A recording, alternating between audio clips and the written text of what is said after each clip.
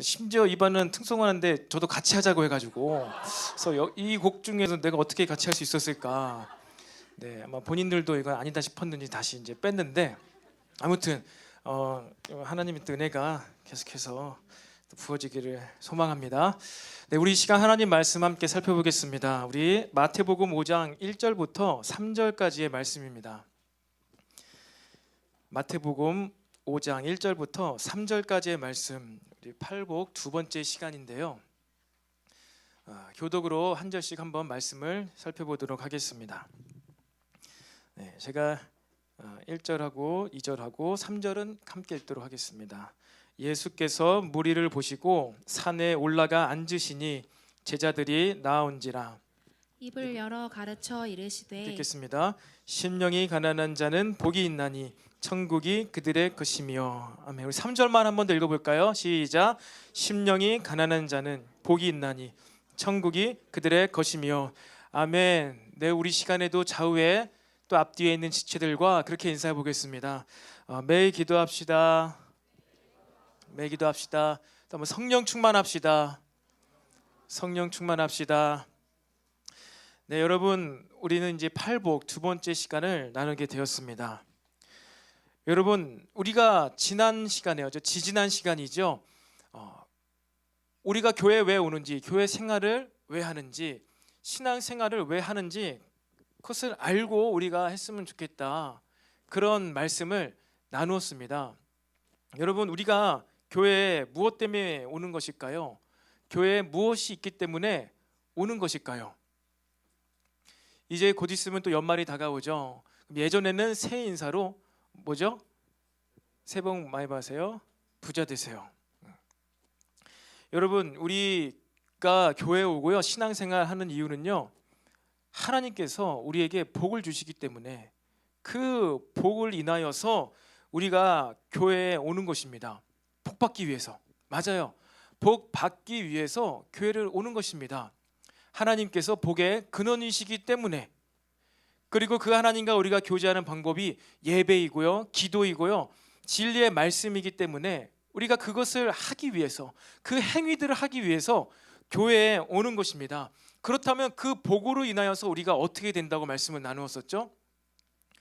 그 복 받음은 세상에서 이야기하는 것처럼 복 이꼬르 뭐 부자, 풍요 이렇게 생각해서 교회 오면은 열심히 신앙생활하면은 이 땅 가운데 물질의 복이 나한테 부어지나? 아니면 어떠한 문제가 해결될까?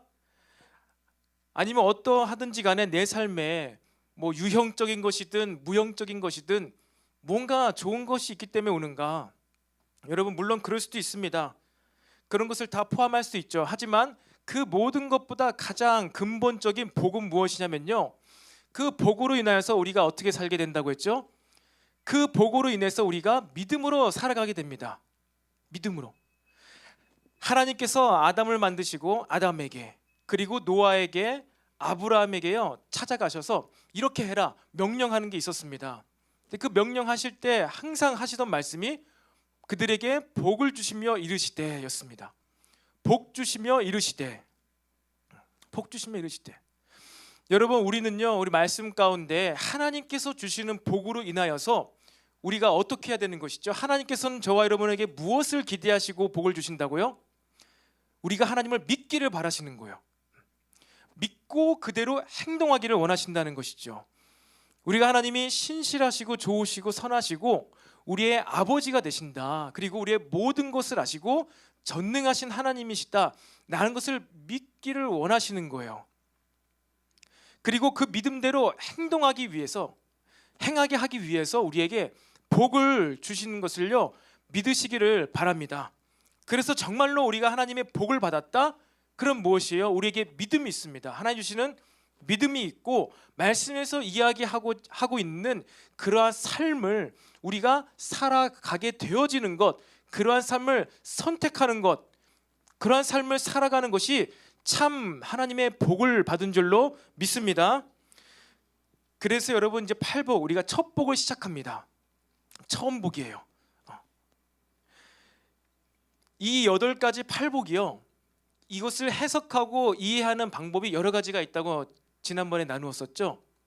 그런데 대다수의 많은 학자들이 공통으로 이야기하는 것은요, 이 8가지의 복이 어떠한 종류가 다른 복이 아니에요. 타입이 8개의 복. 그래서 나는 이 8가지 중에 뭐 3복, 4복, 나는 생각해 보니까 이 8가지 복 중에 한 4가지를 받은 것 같아. 나는 복을 많이 받았네. 그렇게 이해하는 복이 아닙니다. 이 마태복음 5장에서 말하고 있는 복은요, 점층적인 복이에요. 계단입니다. 계단.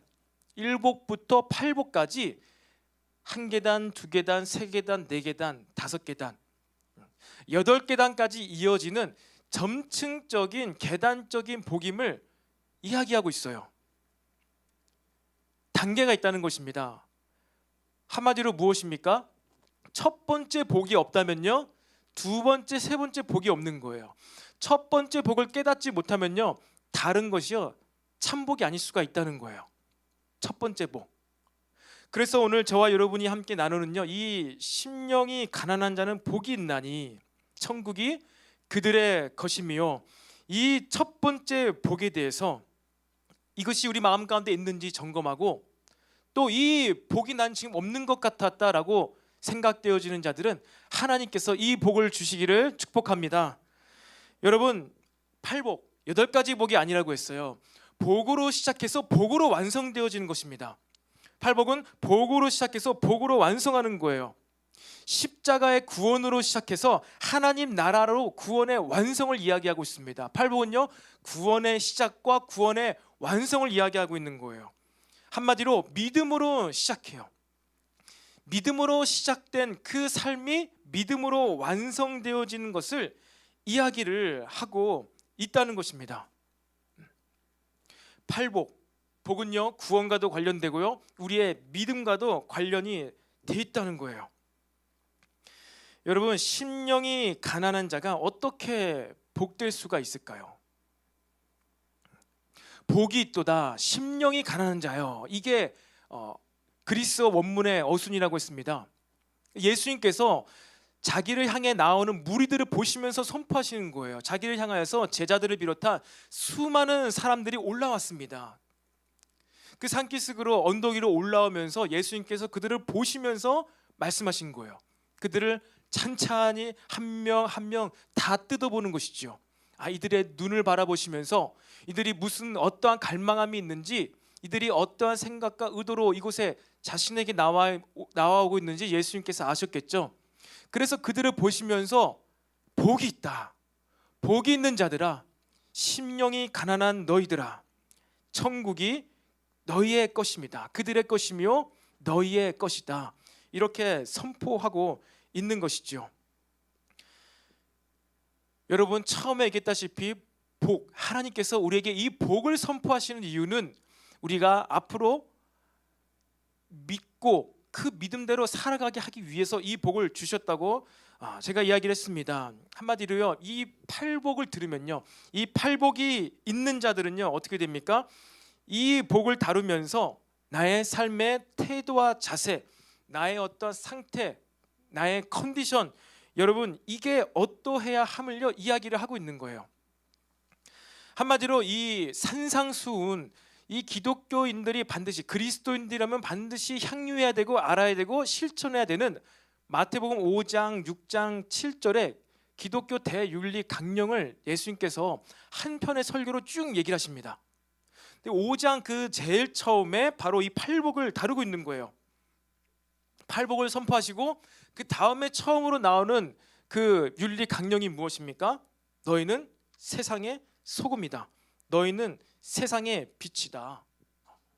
율법에서는 살인하지 말라고 했지만 아니다, 형제 보고 라가라, 바보라 하는 자마다 이미 그 형제를 살인한 것이다.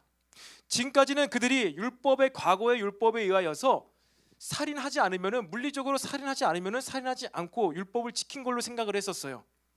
근데 예수님께서는 복을 선포하시고 선언하시고 아니다, 그것이 믿음의 삶이 아니야, 그것은 참 복을 받은 자의 삶이 아니야. 바로 형제의 마음속으로도 욕하고 에이 저 못나니, 저 바보 같은 자라고 속으로 말하는 자도 이미 뭐예요? 살인을 했다라고 그렇게 예수님께서 말씀하신 것이죠. 그러니까 무엇입니까? 그렇게도 하지 말라는 거예요. 그렇게도 하지 말라는 것입니다. 그리고 무엇입니까? 보복도 하지 말라. 과거의 율법에는 눈에는 눈, 이에는 이로 갚으라고 했지만 보복하지도 말라. 그리고 심지어 원수를 사랑하라. 핍박하는 자들, 너희를 핍박하는 자들을 위하여 기도하라. 그리고 형제들을 보면, 너희들의 믿음 안에서 한 영적인 가족들을 보면은 무난해야 된다. 세리들도 이와 같이 한다. 세리들도 사람들을 만나면 무난 인사하고 평안하냐, 잘 지내냐 이렇게 서로의 안부를 묻는다. 너희들도 서로를 볼 때 무난하면서 평안하냐고 잘 지내냐고 그렇게 무엇을 하라는 거예요? 교제를 하라는 것입니다. 무엇 가지고? 믿음 가지고. 여러분, 믿음의 형제자매들 있죠. 우리 청년 세대 여러분들, 서로 무난을 묻는 관계가 되시기를 바랍니다. 서로 안부를 묻고요. 잘 지내니? 이번에 시험 어떻게 잘 봤어? 어떻게 되었어? 그때 몸살 감기 걸려서 힘들어 했는데 지금은 다 나았니? 여러분, 이렇게 서로 무난하고 인사하게 되시기를 바랍니다. 이것도 복 받은 자로서 마땅히 우리가 해야 되는 또 삶의 태도와 자세라는 거예요. 우리 형제들, 자매들, 청년부 안에서뿐만 아니라요, 우리는 더 큰 공동체인 우리 교회 공동체 있죠. 늘샘교회.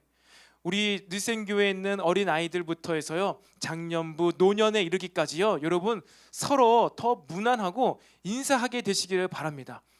여러분의 그 안부를 묻는 관계가요 더 확장되어지기를 바랍니다. 그게 어떠한 자의 삶이라고요? 복 받은 자의 삶이라는 거예요. 복 받은 자. 왜 서로 안부해야 될까요? 왜 서로 무난을 해야 될까요? 왜 그렇죠? 이 복을 받은 자의 삶이요, 이 복을 모르고 받지 못한 자의 삶과는요 너무 다르기 때문이에요. 세상 사람들이요, 믿음 없는 자들이요, 그들과 삶의 라이프 스타일과 추구하는 목표가 너무나 다른 것이죠. 이 팔복을 우리가 다루고 그 다음에 이제 마태복음 5장, 6장, 7장을 계속 다루게 될 텐데, 그들과 너무나 다른 목적을 위해서 다른 라이프 스타일을 가지고 삶을 살아가기 때문에 세상 사람들과 잘 어울리기가 쉽지가 않을 수가 있습니다. 인생의 목적 자체가 다른데요, 라이프 스타일이 다른데요. 그리고 믿음 가운데 살아가면서 또 지금 이 마지막 때의 시기 가운데 하나님을 대적하는 이 악한 세력이요, 사람들을 충동질하여서 어떻게 합니까? 믿는 자들을 어렵게 합니다. 힘들게 합니다. 당시 초대교회도 이 로마인들과 이 유대인들이요, 기독교인들, 그리스도인들을 박해를 했지요. 믿음만 배반하면은, 예수가 그리스도라고 하지만 않으면은 편안하게 살 수 있을 텐데, 예수가 그리스도다, 예수가 하나님이시다라는 그 고백 때문에 대출을 해도요 이자를 4배나 냈습니다, 유대인들에게. 그리고 갈수록 로마인들의 핍박과 박해가 거세어졌어요. 그러한 삶을 살아가고 있는 이 복받은 자들끼리 서로 무난을 아니할 수 있겠습니까? 아니할 수 있겠냐는 거예요. 정말 복받은 자의 삶의 라이프 스타일과 삶의 목적을 가지고 삶을 살아갈 때, 여러분 서로의 어떠한 상황들이요, 어떠한 서로의 그 상태들, 이것을 걱정하게 된다는 것입니다. 자연스러운 것이죠. 여러분 어떻습니까? 옆에 있는 사람들 안부를 좀 물으면서 잘 지내고 계신가요? 아니면 무난 인사, 안부를 이렇게 확인할 필요 없이 그냥 잘 살고 계신가요?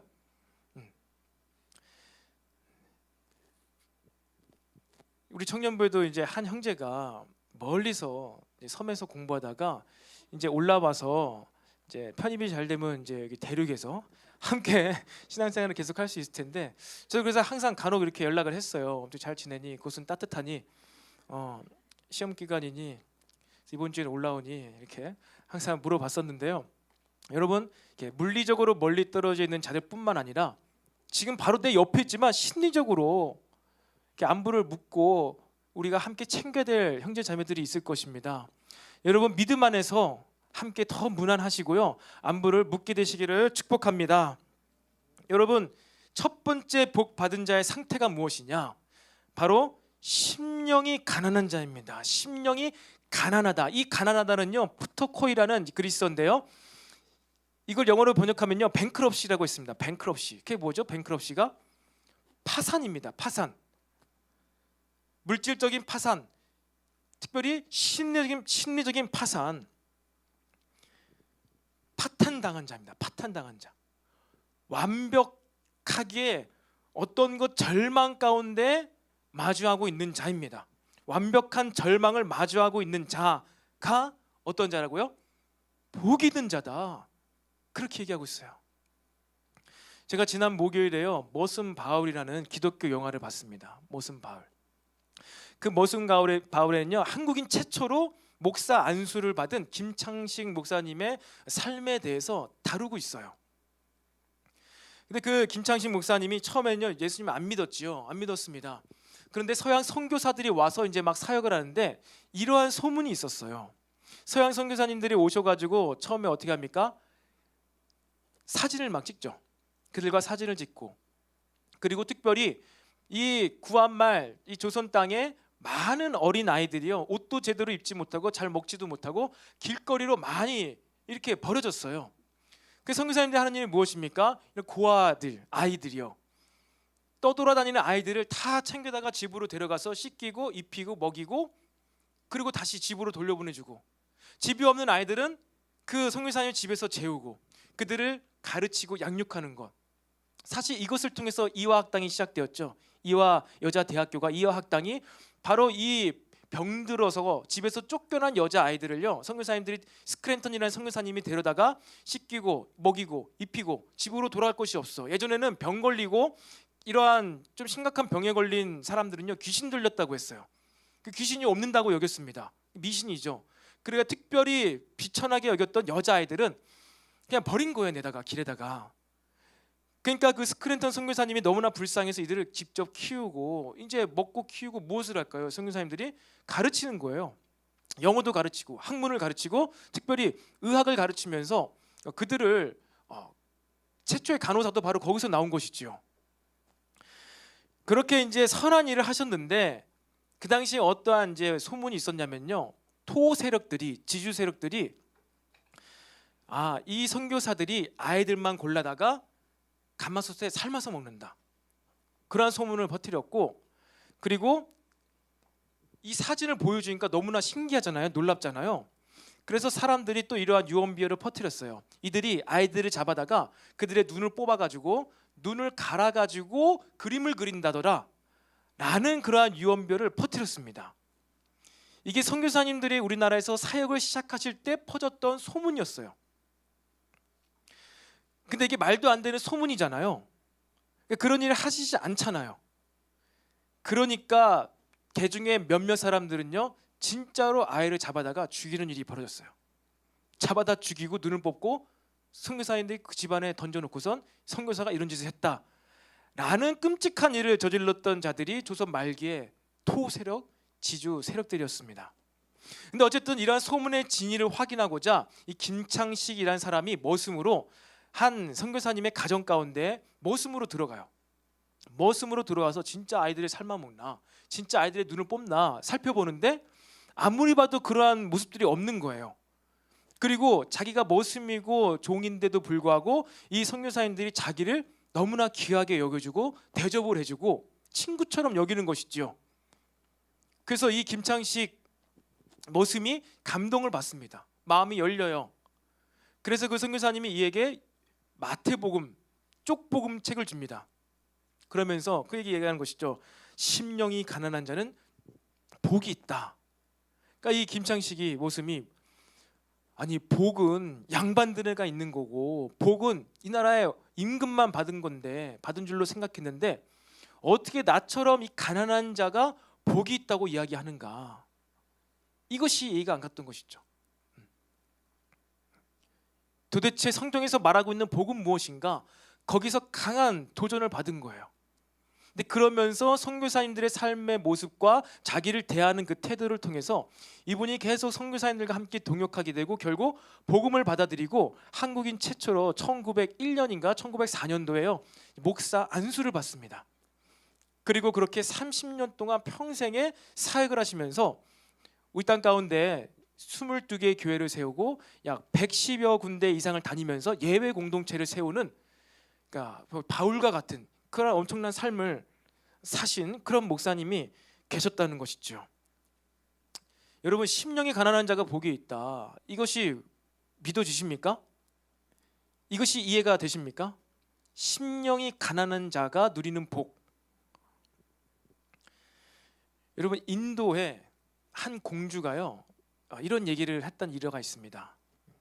과거에 인도에 사람들이 너무나 가난해요. 배고파서 그 왕궁에 찾아와서 인도 사람들이 막 데모를 하는 거예요. 우리에게도 빵을 달라, 빵을 달라, 빵을 달라, 맨날 이렇게 외치는 것입니다. 그 빵을 달라는 외침을 듣고서 공주가 하루는 의아하게 생각하신 것이죠. 그래서 종을 불러가지고 하인을 불러서, 야, 저들은 빵이 없나 보다. 그래서 이렇게 빵을 달라고 하는데, 빵이 없으면 고기를 먹으면 되지. 왜 자꾸 빵을 달라고 외치는지 도무지 이해가 안 간다고 하인에게 얘기했다는 거예요. 여러분, 이해가 가시죠?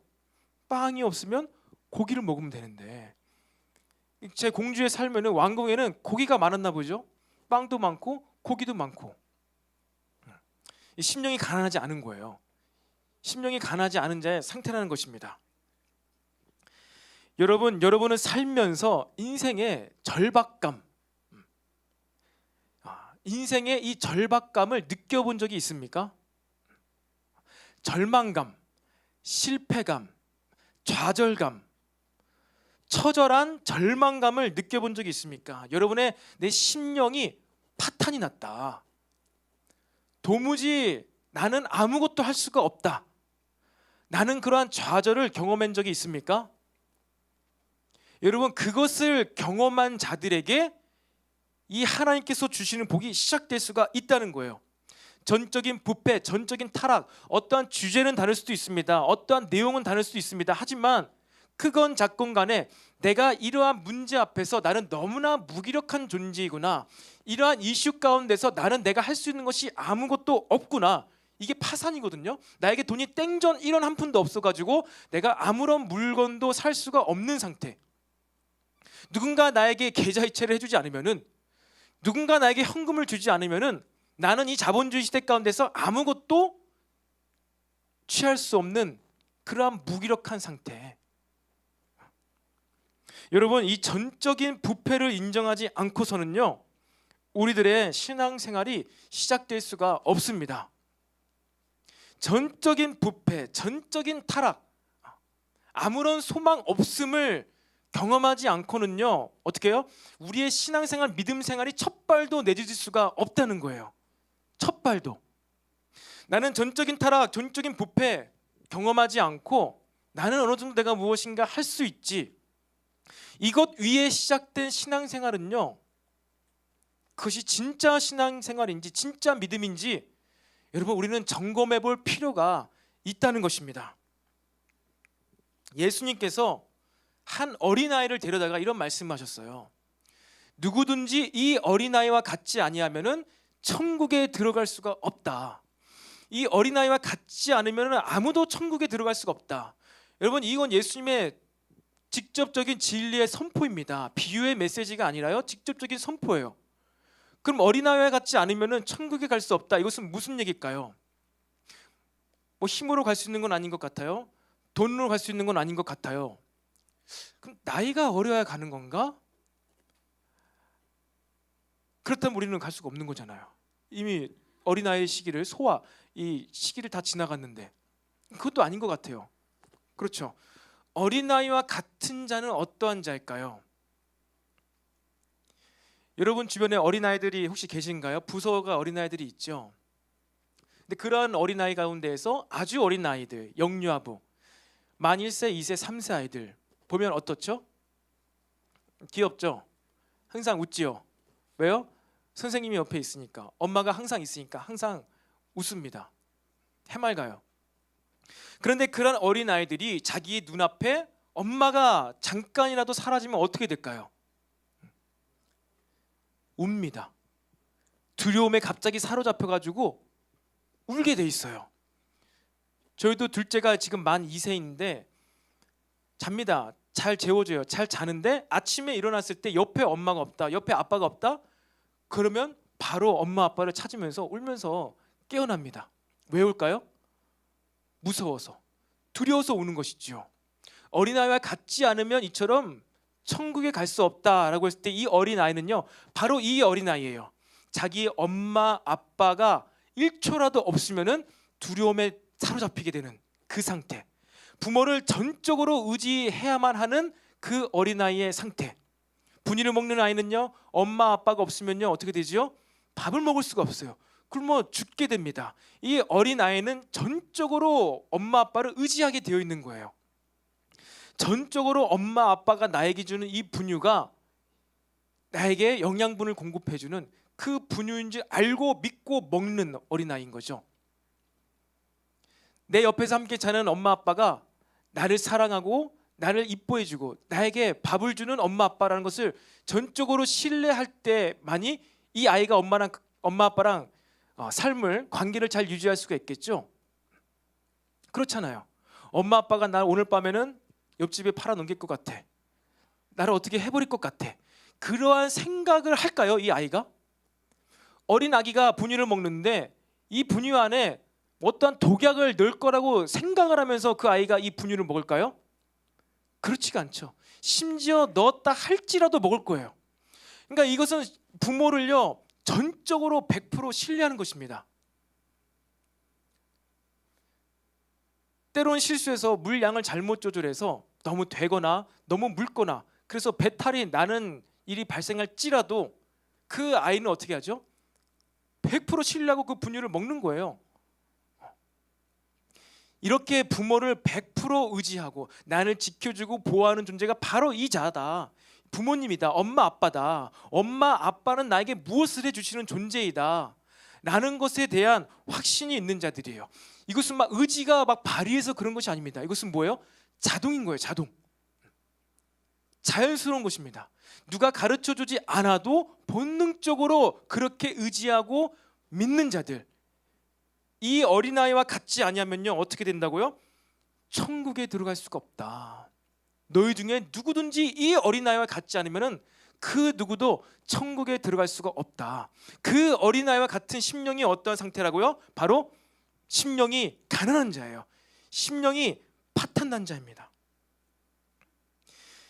여러분, 저와 여러분의 마음 가운데요 하나님이 없어, 하나님이 없는데, 혹은 이 영역 가운데에는 믿음이 전혀 없는데, 하나님이 없는데 우리가 너무나 잘 나가고 있는 것, 우리의 삶에 아무런 문제가 없는 것, 이것은요 큰 죄가 될 수가 있습니다.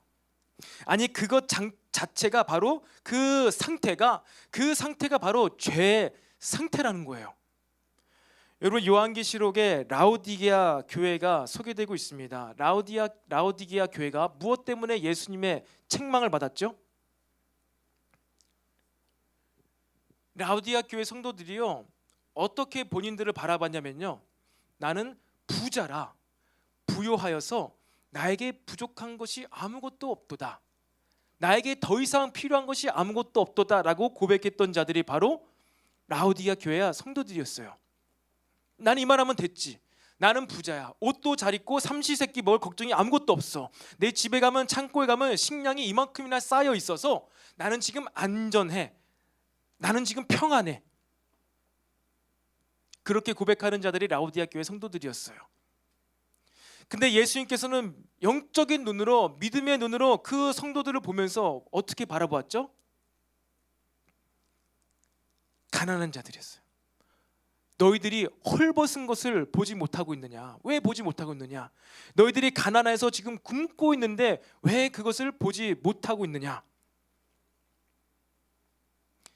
그들의 심령이 가난해져 있고 그들의 영혼의 모습이 너무나 부끄럽게 창피하게 벗겨져 있는데, 그것을 인식하지 못하고 자신이 옷을 입다고 해서, 자신의 쌀창고에 쌀이 가득 차 있다고 해서 자신의 영적인 상태를 돌아보지 못하고 있는 그들이 예수님의 책망을 듣게 되었다는 것입니다.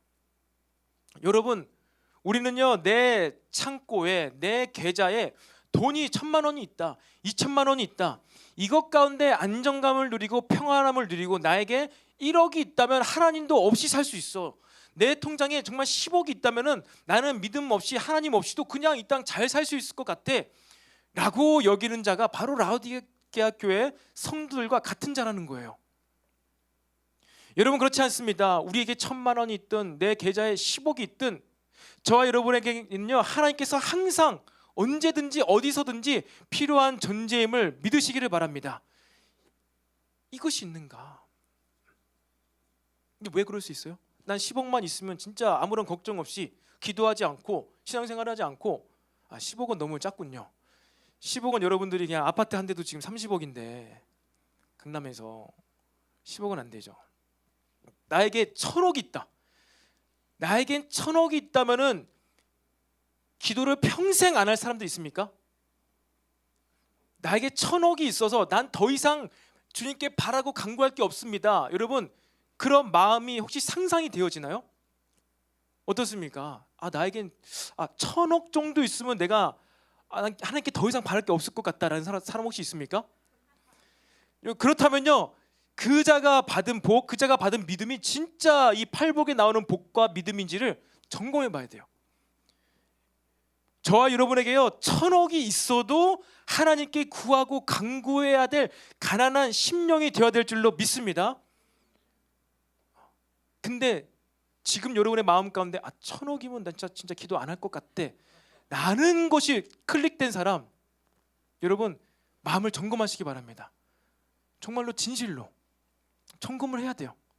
우리의 복은요, 우리의 마음의 평안함과 안정감은요 그것으로부터 오지 않는다는 것을 말하고 있다는 것이지요. 하나님 앞에서 우리가 처절하게 완전 전적인 타락과 부패를 통하여서 아무것도, 이 땅 위에서는 아무것도 내가 의지할 것이 없다라는 그 고백을 한 자들이 바로 이 복들을 받게 되는 것이에요. 여러분 저의 20대 중반의 신앙생활 가운데에서 저희 믿음을 재출발하게 되었던 적이 있었습니다. 양육반 때 함께도 나누기도 했었는데요. 20대 중반을 지나가면서요 내가 모태신앙으로서 이렇게 열심히 교회에서 청년부 회장도 하고 부회장도 하고 총무도 하고 학생회도 이것도 하고 저것도 하고 많이도 했어요. 많이도 했습니다. 많이도 했었는데 어떠한 세상을 살아가는 데 있어서, 대학생 시절을 보내는 데 있어서, 취업을 준비하는 시간에 있어서 내가 이렇게 믿음 가운데, 말씀 가운데, 하나님과의 관계 가운데 내가 이렇게 정말로 너무나 아는 게 없었구나. 아무런 어떤 내 마음 가운데, 내면 가운데 확신이 없었구나. 어떠한 확신 가운데 믿음이 없이 그냥 그렇게 내가 행위로 활동으로 신앙생활을 해왔다는 것이요 20대 중반에 딱 이제 사회생활을 앞두고 어떻게 인생을 살아가야 될까를 부딪혔을 때 딱 드러나게 된 거예요. 지금까지 여러 가지도 하고 많은 것들을 하고 신앙생활을 오래 해왔었지만 정말로 내 심령 가운데, 내 마음 가운데, 내면 가운데, 영혼 가운데에는 이 믿음이 없었구나. 하나님을 의지하고 붙잡는 마음이 없었었구나. 그것이 팍 깨달아지더라고요. 나는 신앙생활 잘하고 있는 줄 알았는데 어떠한 문제가 봉착하니까요 그 문제를 바라보는 나의 마음 상태, 이것을 어떻게 해결할까라고 막 머리를 굴리는 것 가운데 저의 모습을 보게 된 거예요. 나는 하나님을 의지하지 않고 있었구나. 하나님 없이, 하나님을 신뢰하지 않고 하나님을 부르고 있었구나. 그것을 발견하게 되면서 이대로 내가 계속해서 신앙생활을 하다가는 나는 정말로 크게 어떠한 위험 가운데 빠질 것 같다. 이 상태로 계속 가다가는 나는 하나님 없이도 그냥 세상적인 방법으로 계속 삶을 잘 살아갈 수도 있을 것 같다. 그런 생각이 드는 거예요. 위험한 거잖아요.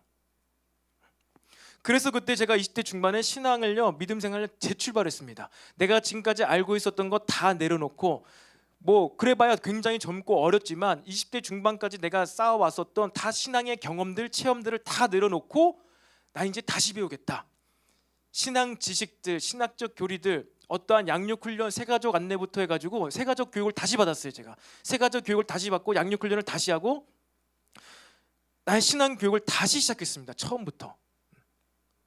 그것을 할 수 있게 된 계기가 무엇이라고요?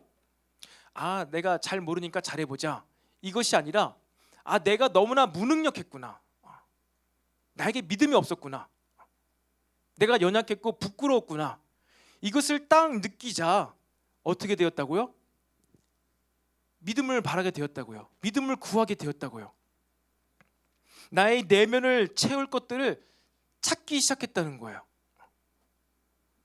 그렇게 해서 찾아가지고 찾고 찾아서 다시 또 새로운 경험을 하고 체험을 하고, 그것으로 인하여서 정말로 가난한 심령 가운데 주님이 주시는 복, 주님이 채워지는 것, 철야 예배 끝나고 집으로 돌아가면서 철야 예배 가운데 느꼈던 그 임재를요, 이것이 내가 그때 당시에 노래 부르면서 감상에 젖어가지고 느꼈던 전율이었는지 점검하기 위해서 집으로 가면서 놀이터에서 혼자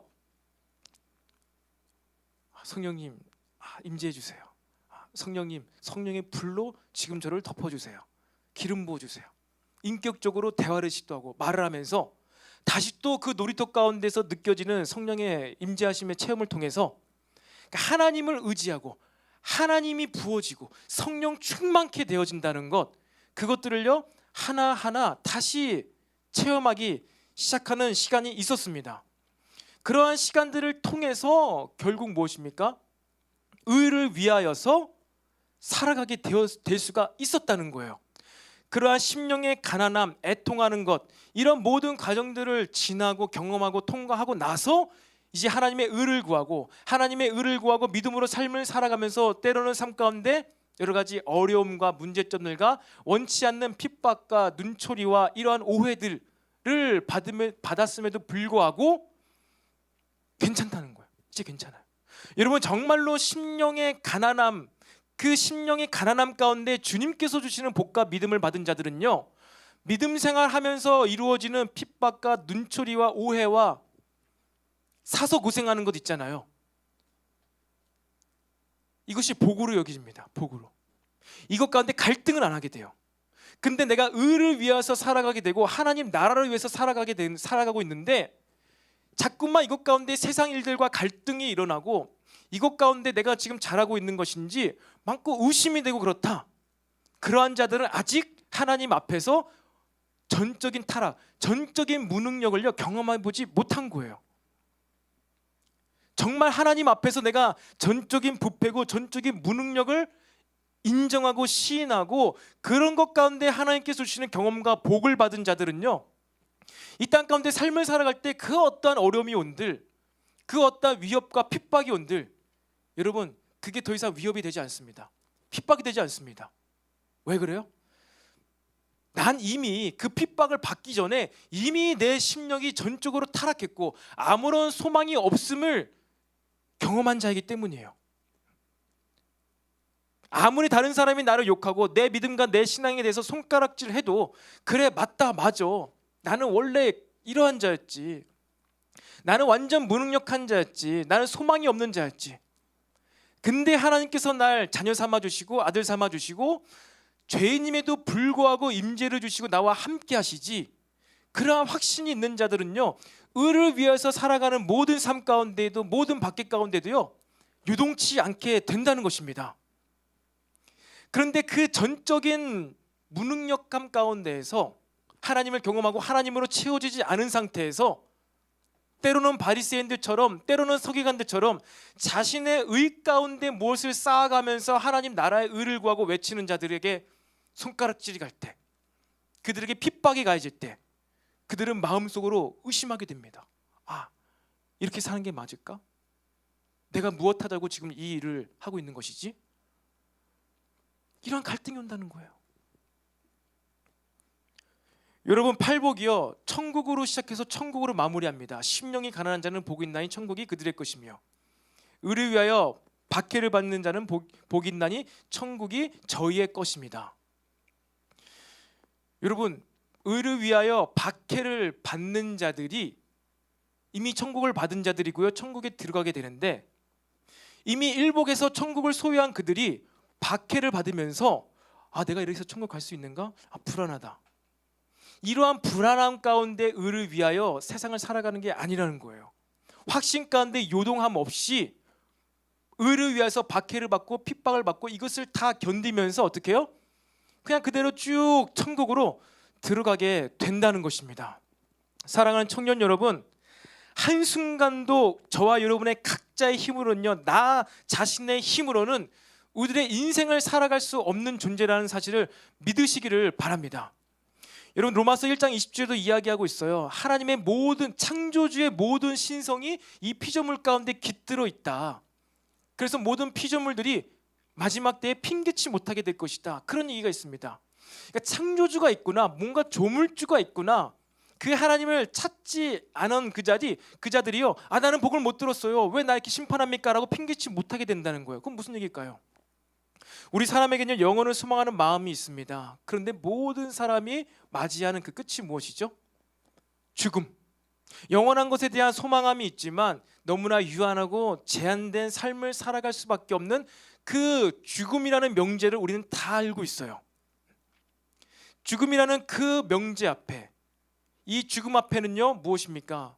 그 아무리 돈이 많은 사람도, 천억이 있는 사람도, 질병으로 인하여서 또한 노인대가 나이가 많이 들어가지고 이 죽음을 바라보는 것 앞에서 전적인 어떠한 나약함, 전적인 무능력함을 고백하지 않을 자가 없다는 거예요.